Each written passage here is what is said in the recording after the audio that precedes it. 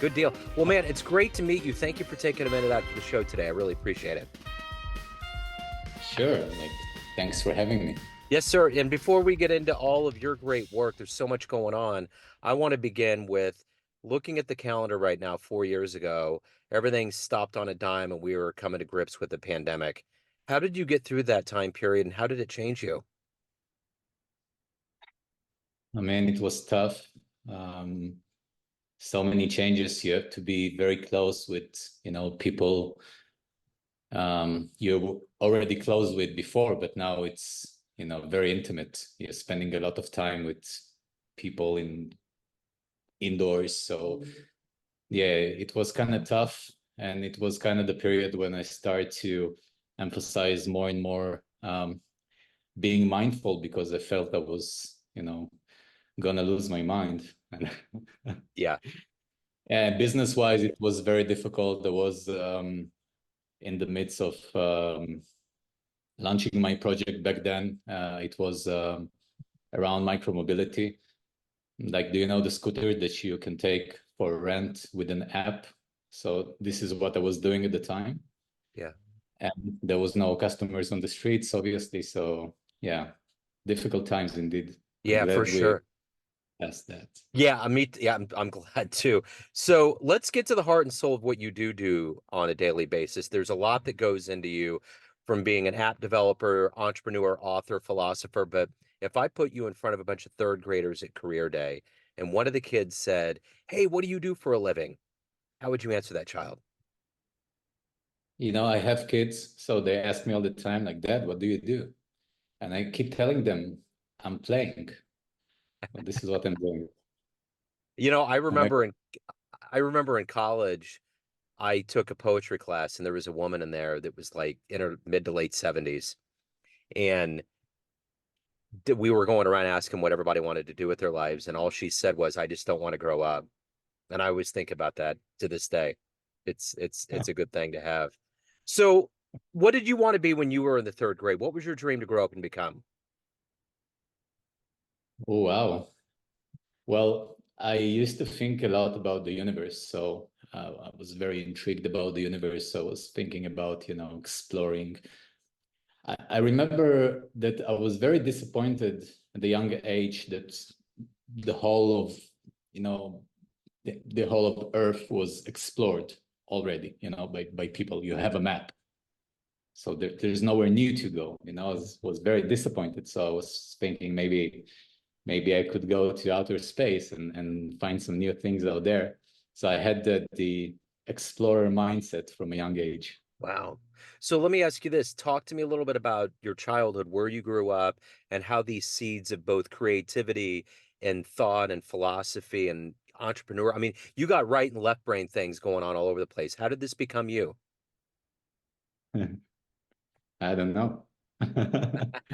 So that's a good question. Yeah, I was born in the Soviet Union back in 1985. Wow, it was a long time ago. Well, and yeah, it wasn't the best childhood ever. As you know, in those times, the Soviet Union was falling apart, and everybody was kind of trying to figure out what to do next. And personally, myself, I had a very strange childhood. I had a lot of mystical experiences.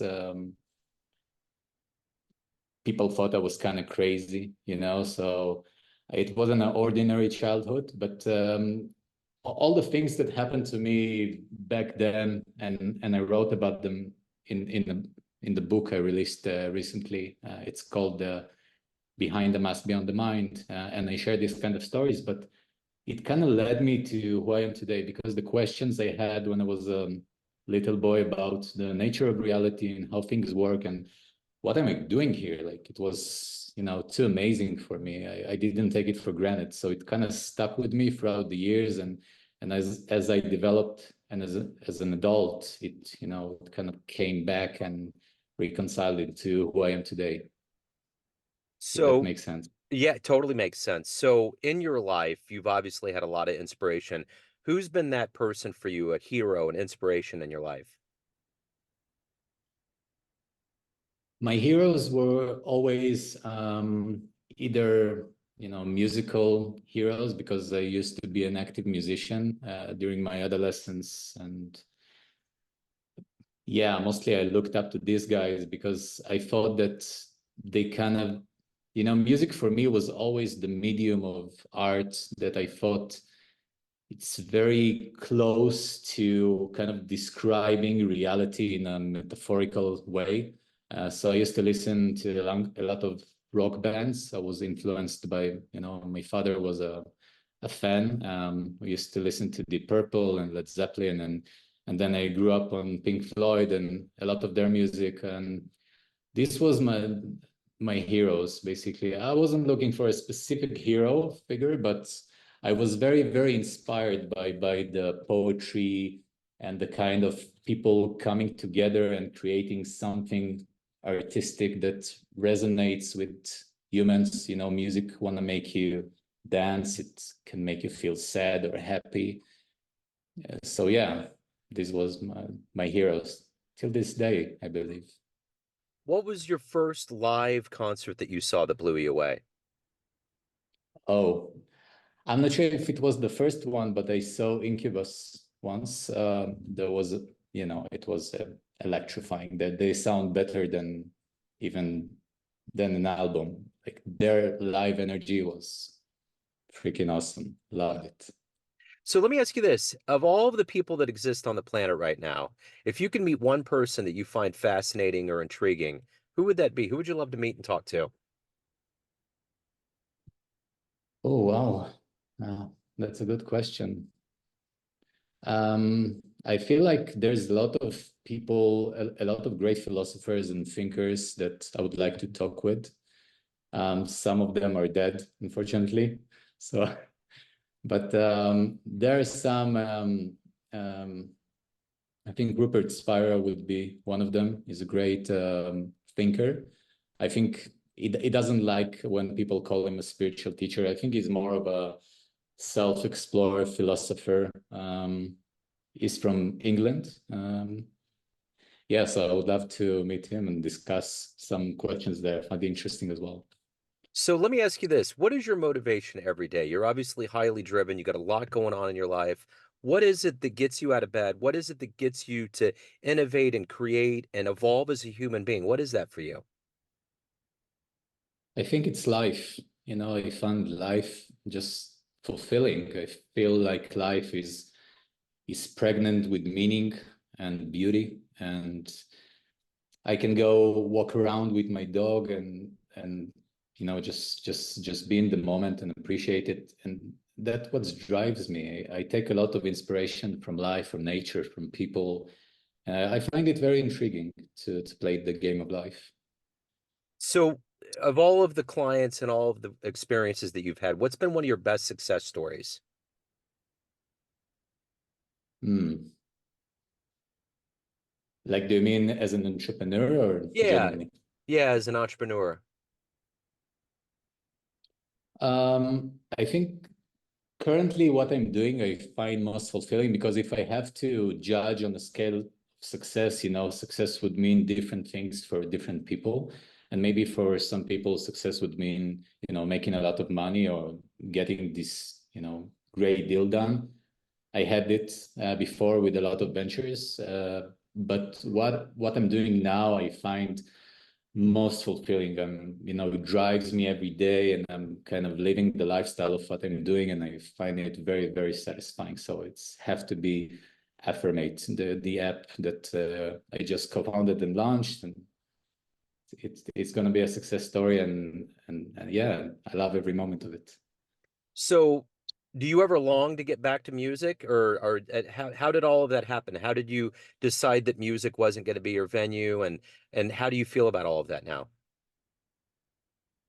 I used to sit with a broom and like play as if I were playing when I was a child. And then I got a guitar from a friend of our family. It was an electric guitar, like a black and white Ibanez guitar. And I had dreamed about playing like Eric Clapton. I found it very, sexy and beautiful. And I started playing, and at some point, I had a lot of bands, I did a lot of concerts. At some point, I just realized that I wasn't talented enough, to bring this kind of value to the world. And I kind of kept it to myself. I play it till this day. I have guitars at home, I sing. Sometimes I jam with friends, and, it's an art form I do for myself to satisfy myself. But it's not something that I will pursue as a professional. There is some, talented people, they do it much better, and I try to be valuable at what I think and I share it can be. So what's been one of your favorite books that you've ever read? What's been a cornerstone book for you in your life? Wow, there's so many great books. Um, I think that one of the books that influenced me the most would be several books by Alan Watts, the philosopher. He has a book about his kind of biography, but in a funny, kind of relaxing way. It's called In My Own Way by Alan Watts. I recommend it to everyone. Maybe it's not for everyone, but people that are looking for, trying to understand some more deep and profound meaning about life, maybe more than the mundane life they already know. So if this is the kind of path you're on, absolutely recommend it. So of all of the things that you've done in your life so far, what are you the proudest of? But I'm still alive, for sure. Like it's been almost 40 years, and I'm still going. So I'm pretty proud. So what's the best thing about living in Tel Aviv? I mean, it's got to be the weather, Yeah. the ocean. Yeah, I mean, every place is a great place to live, and I'm trying to live as much places as I can. My next destination would be the US for sure. Yeah. Maybe somewhere around Florida. But yeah, any place in the world. So at the end of the day, Rudy, everyone has a perception of you, family, friends, clients, but you run the show. What's your perception of you? Who do you think you are? Oh, wow. That's a deep question. What is my perception of myself? Yeah. I mean, no one can know me as intimately as I know myself, right? So I kind of came to the conclusion that it's a battle you cannot win. You are who you are, but people don't see it. They see your body, or they hear your voice, or they perceive through their own filters. I'm trying to be as valuable as I can to humanity and bring value and be positive about life, and I hope that it inspires people. So it's not really about me or how I perceive myself, because it's like a silent thing that no one hears or truly understands. But what I'm trying to do is inspire people. So if anyone wants to get their hands on the Affirmate app, learn more about you, reach out, anything about your world, what's the best way to do that? You can directly go to the app stores, whether it's iOS or Android, just type Affirmate. It will say Affirmate 90-second meditation, or you can go to the website at affirmate.app. You have all the information there, and yeah, you can try it out. It's great. Right on. Rudy, this has been wonderful. Thank you, sir. I appreciate your time and candor. Best of luck with everything. Thank you so much, Joe. Thank you, sir.